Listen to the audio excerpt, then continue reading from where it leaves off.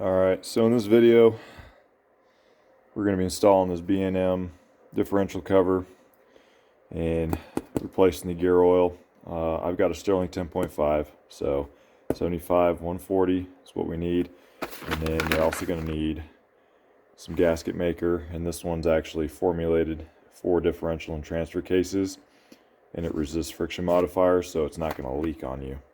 And I'm using the Valvoline brand, so it says it contains limited slip additive. It's really all my local auto parts store had, so that's what we're going to use. Should be fine. It does say on the back that it meets Ford spec of the M2C 192 Alpha, so should be good to go. I grabbed 6. Hopefully that's enough since this new diff cover is a little bit bigger. Nice part about it is you got a fill plug here and you got a drain plug down here as well. I'm probably going to use the factory fill plug on the pinion side of the axle instead. So yeah, let's get to it. And these ones, they don't have a drain plug. You got to remove the whole cover, so you got to take all 12 of those bolts out.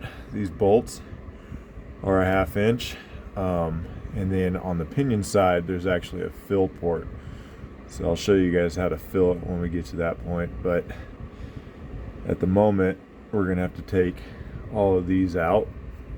So excuse me, what you want to do is probably take all of these ones out and then just leave like the top one in while you're working with it. That way the cover doesn't just fall down, and then you're gonna have to pry the cover off of here. Now you don't want to jam anything sharp in at an angle because you'll gouge the mating surface and you're not going to get a good seal. So you want to make sure when you come in here you use like a putty knife and you're coming in straight to prevent yourself from scoring or marring up the mating surface. The gear oil in this one is a 75 140. This rear end is an electronic rear locking rear end. This is a Sterling 10.5. So if you have a limited slip and you don't have the electronic rear locking rear end, you're probably going to need a different type of oil with a friction modifier. You'll have to look that one up to make sure you get the right oil for your rear end. But in our case, it's going to be 75 140. And stock takes about, I believe, 4 quarts roughly. This one with the new cover is going to take probably close to 6, I think. So we'll see. Not 100% sure, but yeah, stay tuned. Okay, so got all the bolts out. You're going to have this plate that goes around the diff cover. So I left a couple bolts up on top.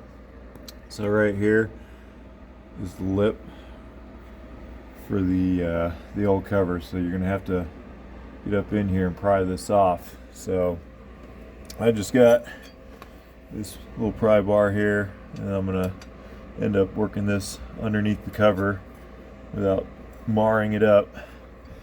And I'm gonna probably use a hammer to kind of tap it in there, and then I'm gonna work this around to get this RTV loosened up. You can kind of see some of it right there. So I'm gonna work this off and then come back to this video here in a second.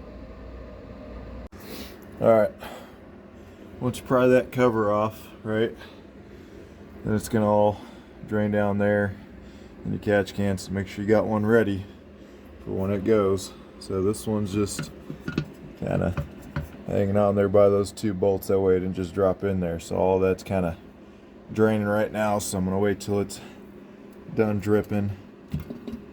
So like that.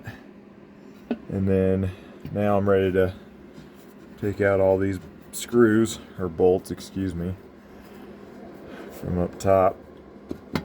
And then once I get these out, I'll be able to pull this diff cover off. So we'll take a look inside of here.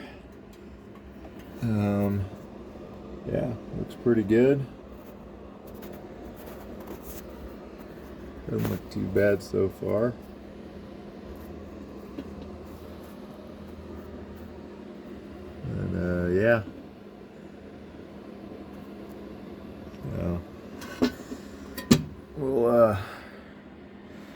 cut back to this in a minute.